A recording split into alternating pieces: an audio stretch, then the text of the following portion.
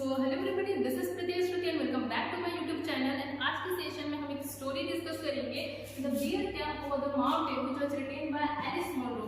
तो बहुत ही छोटा सा स्टोरी है, शॉर्ट स्टोरी है, इजीली आप समझ जाओगे। एंड ज्यादा कैरेक्टर भी नहीं है, सिर्फ 4 ही हैं, तो आपको कोई डिफिकल्ट भी नहीं होगी, मैं इजीली समझा दूंगी। तो हम पहले स्टार्ट करते हैं फियोना से, फियोना की कॉलेज लाइफ से। ओके, फियोना की कॉलेज लाइफ से स्टार्ट करते हैं। एंड फियोना जो कि बहुत ही ब्यूटीफुल होती है, स्वीट, इनोसेंट होती है, जॉली नेचर टाइप की गर्ल होती है। एंड इसके बहुत सारे लवर्स रहे हैं during college days, but Fiona को पसंद आता है ग्रैंट, जो कि ये भी बहुत ही हैंडसम होता है, बहुत ही हैंडसम होता है।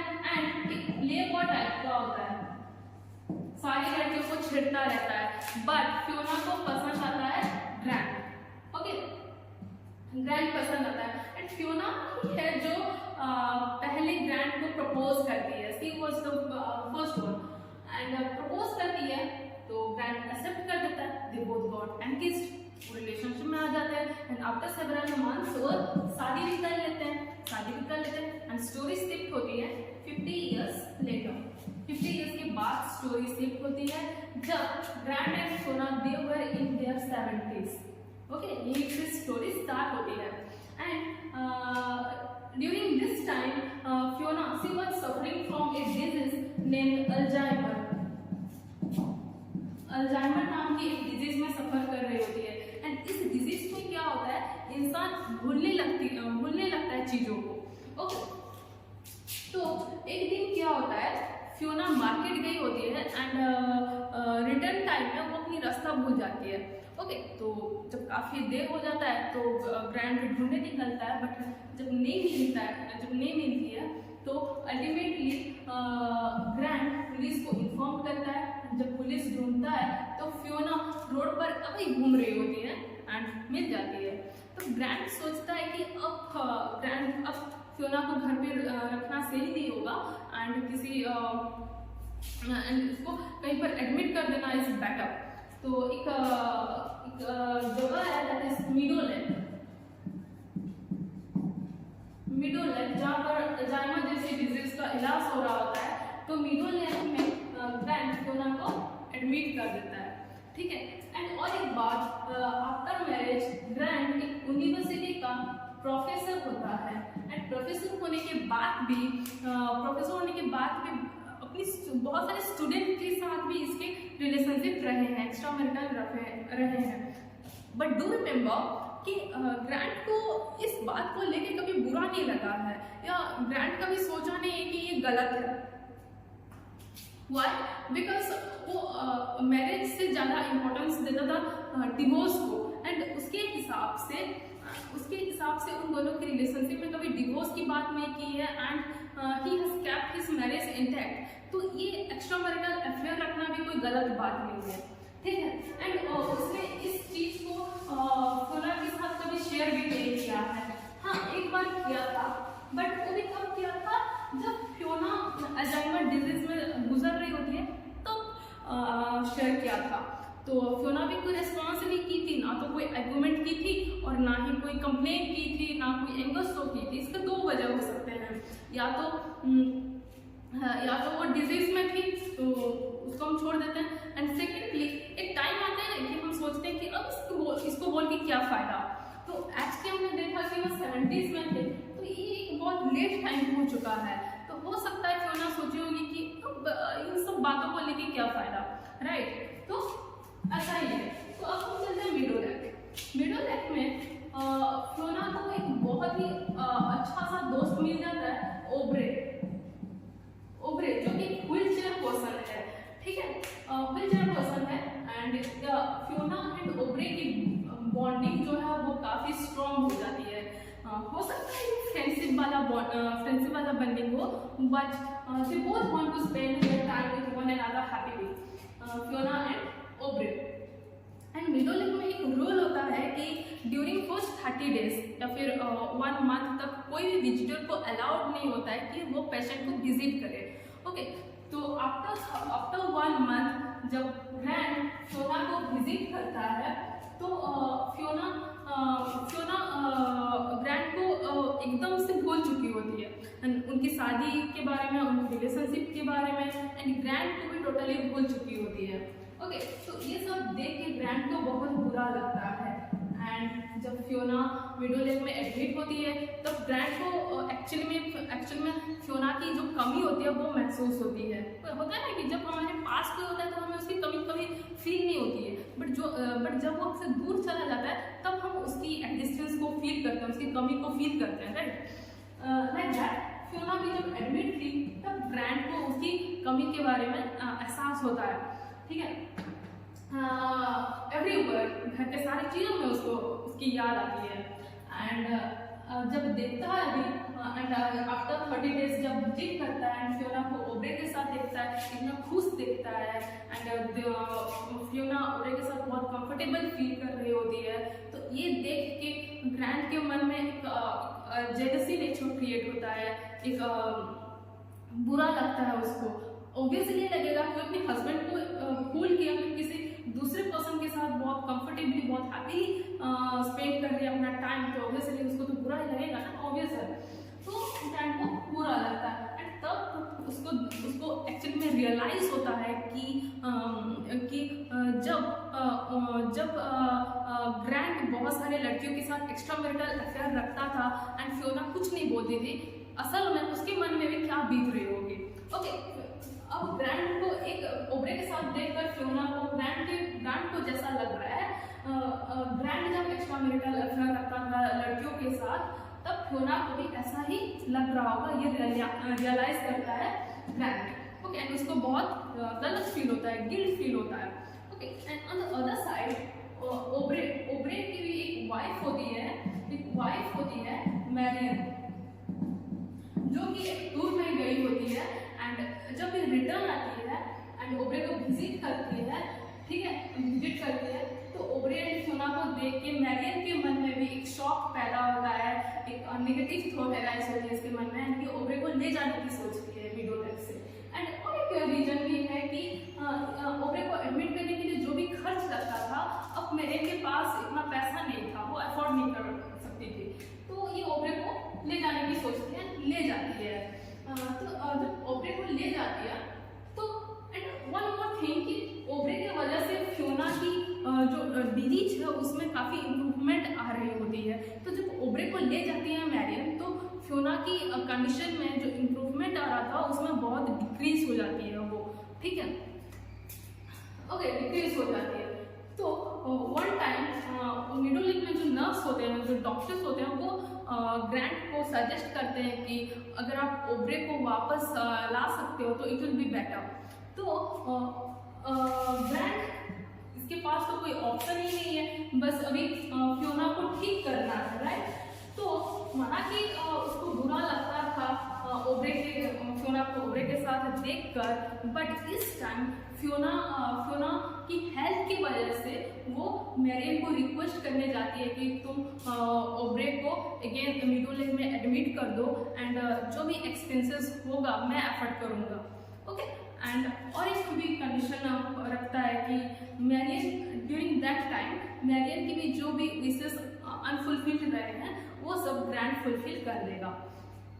तो ये सब सुनने के बाद मैरियन एग्री कर जाती है एंड ओब्रे को अगेन मिडो लेक में एडमिट कर देती है।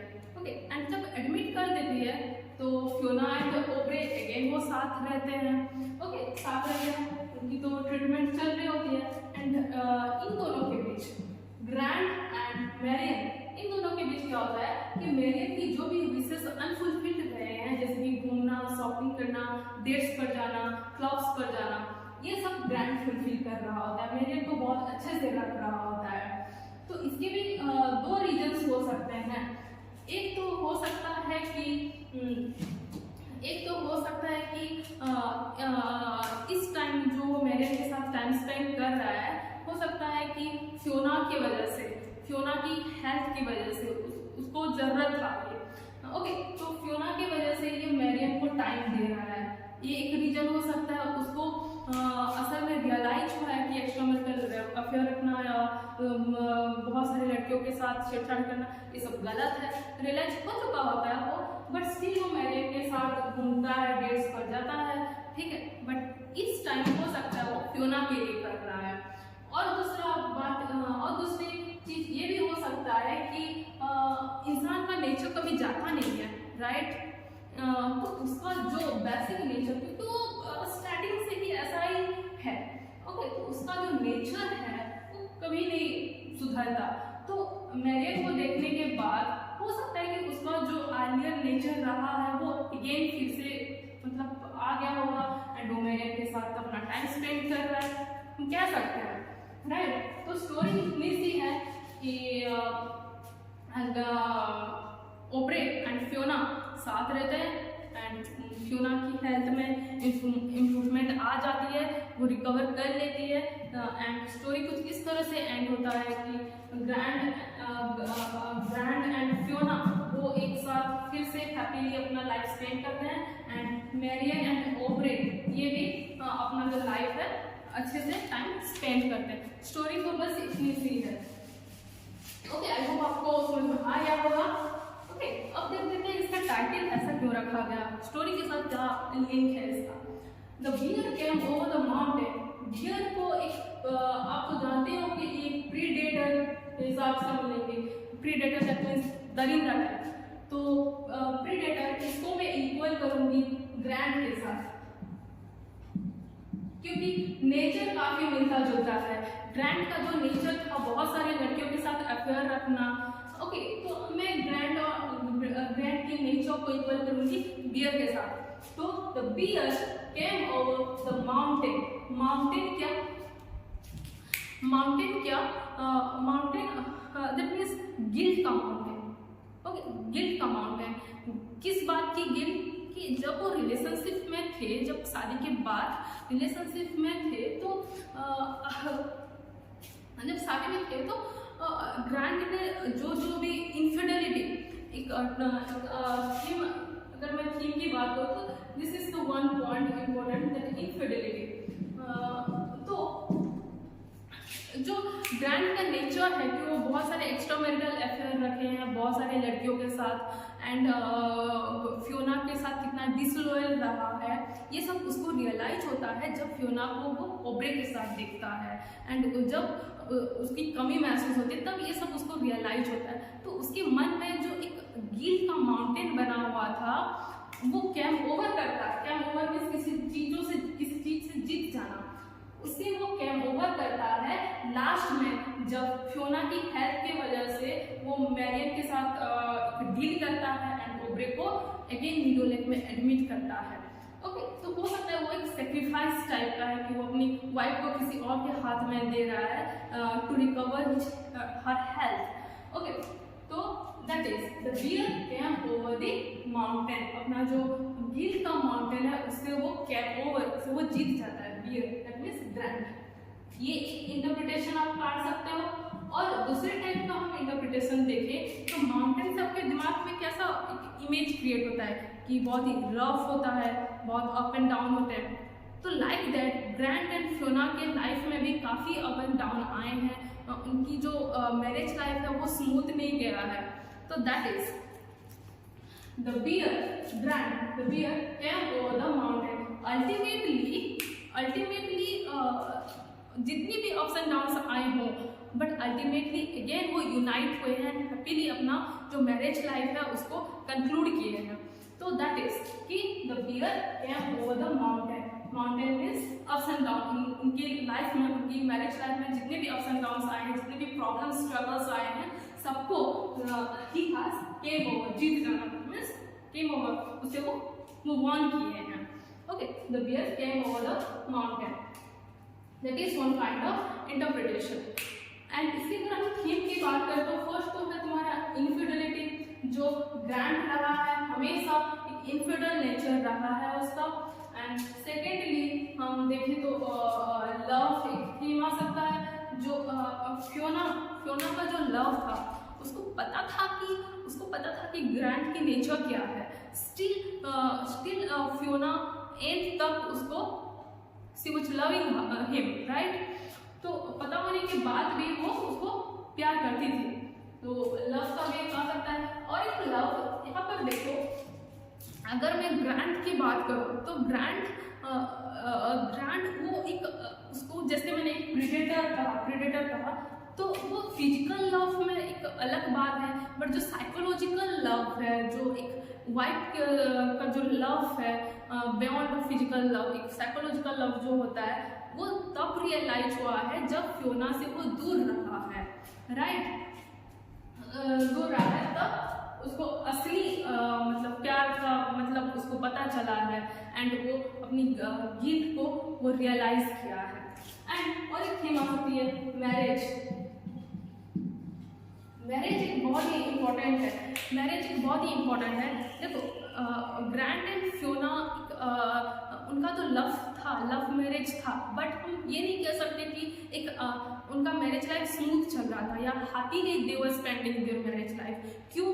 क्योंकि हमने देखा कि ग्रांट आफ्टर मैरिज एक प्रोफेसर होने के बाद भी, शादीशुदा होने के बाद भी बहुत सारी लड़कियों के साथ अफेयर रहा है उसका, तो बहुत सारा अफेयर रहा है उसका। तो अब इतना अफेयर रहा है तो उनकी मैरिज लाइफ कैसे चल रही होगी? Obviously it was not running smooth, right. And Fiona को भी पता होगा, वाइफ है तो इट इज ऑब्वियसली पता होगा, एंड स्टिल वो कंटिन्यू कर रही थी। एंड अगर नहीं भी पता होगा तो ये भी गलत है। क्यों? क्योंकि बीइंग अ वाइफ ये हस्बैंड वाइफ में एक अंडरस्टैंडिंग होती है कि हर बात पता होनी चाहिए ऐसी केसेस में। तो अगर पता नहीं भी था फियोना को तो ये भी गलत है। तो हम नहीं कह सकते कि उनकी मैरिज लाइफ कुछ अच्छी चल रही होगी। एंड अगर मैरियन एंड ओब्रे की भी बात करें तो मैरियन को ओब्रे के साथ वो सारी खुशियाँ नहीं मिल रही होती है। दैट्स वाई मैरियन ग्रांट को के साथ डील करती है कि उसका जो भी अनफुलफिल्ड विशेष रहे हैं अगर ग्रांट वो सब फुलफिल करेगा एंड ओब्रे की एक्सपेंसेस एफर्ट भी कर देगा तो वो अपने हस्बैंड को एडमिट करने के लिए भी वो रेडी है। तो इससे हमें पता चलता है कि इनकी मैरिज लाइफ में भी they both were not happy. Aubrey भी अगर खुश होता, एंड ओब्रे को भी शायद किसी चीज़ की कमी थी, दैट्स वाई वो फियोना के साथ इतनी कम टाइम में इतनी बहुत अच्छे से एंगेज हो गया, राइट। एंड और थीम आ सकती है friendship that is between Aubrey and Fiona. इतने कम टाइम में उनकी फ्रेंडशिप का जो बॉन्डिंग था वो कितना स्ट्रॉन्ग हो गया, एंड जिसकी वजह से अपने डिजीज में भी रिकवर हो गए। And the most important that is memory. Memory तो बहुत इंपॉर्टेंट रोल प्ले करती है। क्यों? कैसे? देखो फियोना की जो मेमोरी लॉस हो जाती है, वो चीज़ों को भूल जाती है, and again after months again वो रिकवर कर लेती है, एंड अगेन वो ग्रांट को याद करती है, एंड वो अगेन अपनी जो मैरिज लाइफ है स्पेंड करते हैं। But one question is that सब कुछ भूल जाना क्या है? सब कुछ भूल जाना एंड अगेन रिस्टार्ट करना ही क्या सोल्यूशन होता है? नेवर। रादर एक मैरिज लाइफ में हस्बैंड वाइफ के बीच एक सोल्यूशन निकालना चाहिए, अंडरस्टैंडिंग आना चाहिए, एक दूसरे को समझना चाहिए, जो भी प्रॉब्लम्स वो शेयर करना चाहिए। बट यहाँ पर ग्रांट कुछ शेयर नहीं किया है फियोना के साथ जब वो हेल्दी थी, ओके। बट इनके केसेस में जो अल्जाइमर डिजीज है, इनके केसेस में इनकी मैरिज लाइफ में एक बून की तरह काम किया है, हम कह सकते हैं एक बून की तरह काम किया है, जिसकी वजह से कि फियोना सब कुछ भूल गई है, अपनी पास्ट लाइफ के बारे में सब कुछ भूल गई है। And during that time grant को भी रियलाइज हुआ है कि उसकी गलती क्या है, रियलाइज हुआ अपनी इनफिडेलिटी को लेके, अपनी डिसलॉयल्टी को लेके सब रियलाइज हुआ है। एंड वो अगेन फियोना को एक अच्छे से रखने की अगेन जो साइकोलॉजिकल लव होता है एक वाइफ के प्रति, वो सब वो फील किया है, ठीक है। तो मेमोरी बहुत ही इम्पोर्टेंट है। बट मेमोरी अगर उसको अल्जाइमर नहीं हुआ होता फियोना को, तो शायद उनकी मैरिज लाइफ में कभी वो अच्छे से नहीं स्पेंड कर पाते। वो ना तो वो कभी अपने पास्ट लाइफ को भूल पाती, और ना अगेन वो अच्छे से स्पेंड करते, और ना ग्रांट अपने एक्स्ट्रा मैरिटल अफेयर से कभी बास आता, वो कंटिन्यू करता, और वो सोचता भी नहीं कि ये गलत है। तो मेमोरी इन दिस स्टोरी उनके लाइफ में एक बूंद की तरह काम की है अपनी रिलेशनशिप को बचाने में, राइट। तो these are the thing and I hope कि ये टाइटल भी आप लोगों को समझ में आ गया होगा। The bear came over the mountain. एक बार माउंटेन को अगर हम गिल्ड के साथ कंपेयर करें, गिल्ड के साथ देखें तो बियर ब्रांड अपनी जो गिल्ड है उसे वो फ्योना की हेल्थ के टाइम, हेल्थ को रिकवर करने के टाइम वो थोड़ा मतलब थोड़ा सेक्रीफाइस के तौर पर ही हैज उसका जो गिल्ट है वो काफ़ी हद तक कम हुआ होगा। एंड सेकेंड इंटरप्रिटेशन से आप बोल सकते हो कि the bear came over the mountain, that means उनके लाइफ में जितने भी अप्स एंड डाउन्स रहे हैं उन सब से वो थोड़ा पार करके अल्टीमेटली एक हैप्पीली वो एंगेज हुए हैं, यूनाइट हुए हैं। Okay, so this is all about okay the story. I hope आपको समझ में आ गया होगा। एंड स्टिल अगर कोई कंफ्यूजन रह जाती है, मैंने जल्दी में समझाने की कोशिश की है। एक्चुअली करंट नहीं रह रहा है, एक्चुअली आ रहा है जा रहा है, इसलिए मैंने थोड़ा जल्दी समझाने की कोशिश की है। एंड आई होप आपको समझ में आया होगा। स्टिल अगर कोई कंफ्यूजन रह जाती है then you can ask me in the comment box below, openly I will definitely reply. And इस अगर स्टोरी की बात करो तो एक ओपन एंडिंग है, आप किसी भी तरह से इंटरप्रेट कर सकते हो। ओके, कोई भी गलत नहीं है। Okay, so this is all about today's session. See you in the next. And अगर अच्छा लगा, कोई भी पॉइंट नया लगा हो, कुछ भी इंफॉर्मेटिव लगा हो, then don't forget to do a like, share and subscribe, and this is all about today. Thank you so much.